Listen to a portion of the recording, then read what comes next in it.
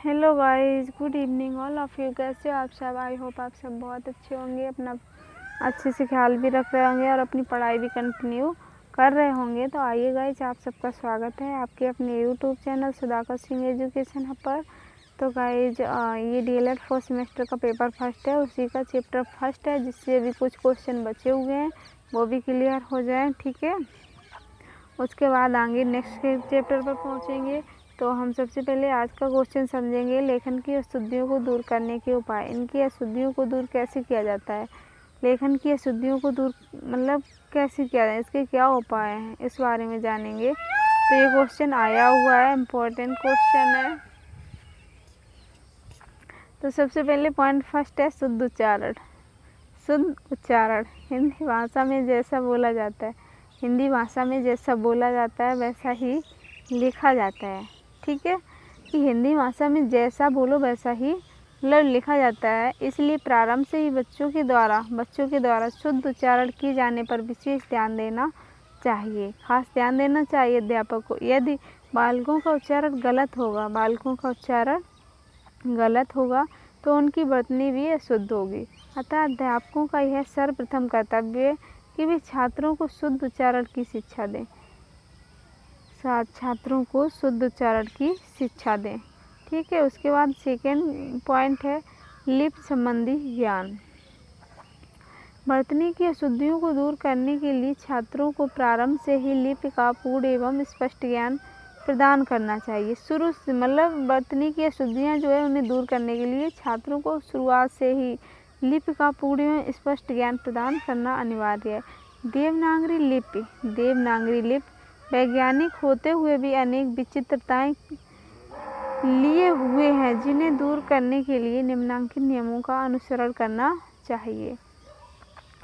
देखो कौन से पॉइंट है। रेफ उच्चारण स्थान के आगे के अक्षर के ऊपर लगाया जाता है, जैसे कर्म, धर्म, मर्म, गर्म, मार्ग आदि। ठीक है, उसके बाद है अगला पॉइंट है हिंदी क्रियाओं का अंतिम अक्षर सदैव दीर्घ होता है, जैसे खाता, जाता, पीता, खेलती, हंसती। ठीक है, ये सारे वर्ड हैं। उसके बाद है सहायक क्रिया है को एक वचन में है लिखते हैं। ये जो है ये बहुवचन में प्रयोग होता है, और इसी है मतलब ये जो बिंदु हट जाता है उसके बाद जो ऊपर लगा हुआ होता है। ठीक है, तो ये एक वचन में प्रयोग होता है।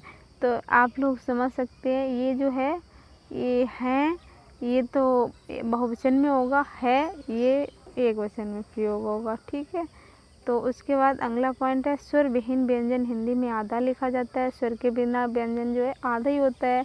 ठीक है, या तो उसके नीचे हलंत लगाते हैं या फिर आधा लिखते हैं।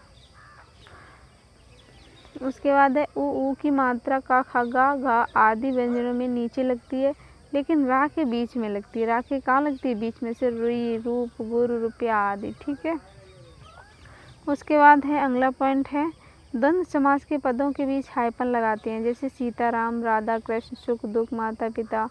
इसमें बीच में क्या जो डैश लगी हुई यही हाइपन है। ठीक है, थोड़ा बड़ा है ये। ठीक है, यही हाइपन है। अनुस्वार, अनुनासिक और चंद्रबिंदु का स्पष्ट ज्ञान।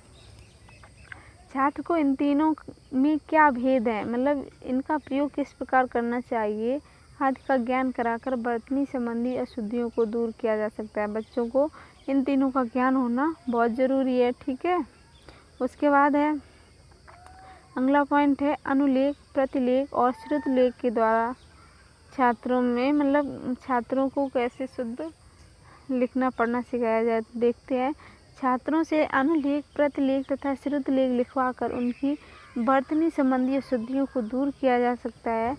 प्रारंभ से ही छात्रों को लिखने के साथ साथ उच्चारण करना भी सिखाया जाता है, कि लिखने के साथ साथ क्या उच्चारण करना भी सिखाया जाता है।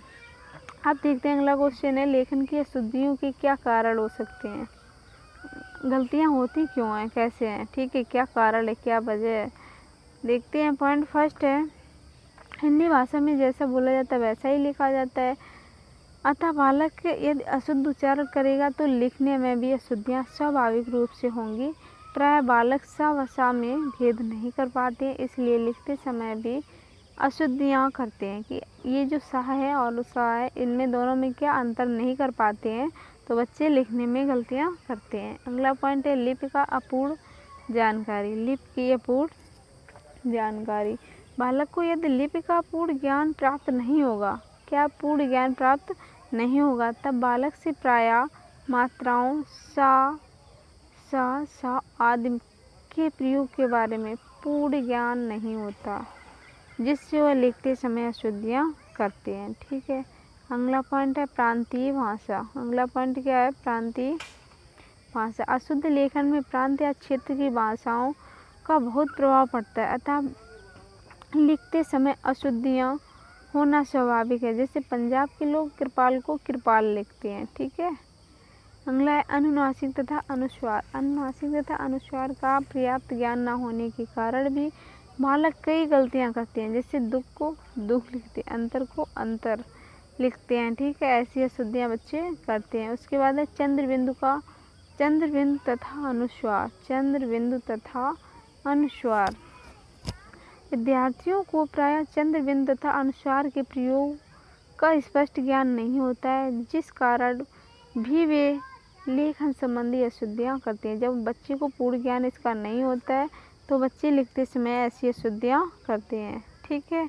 जैसे अवस्थाएं को अवस्थाएं लिखते हैं, चांद को चांद लिखते हैं। तो गाइज बस आज के लिए इतना ही। मिलेंगे नई क्लास के साथ। ठीक है। तब तक आप लोग देखते रहिए और शेयर कर दीजिए, लाइक कर दीजिए, और चैनल पर पहली बार विजिट कर रहे हो तो सब्सक्राइब भी कर दीजिए। आपको जल्द ही सारी क्लासें मिलेंगी। ठीक है। तब तक आप देखते रहिए।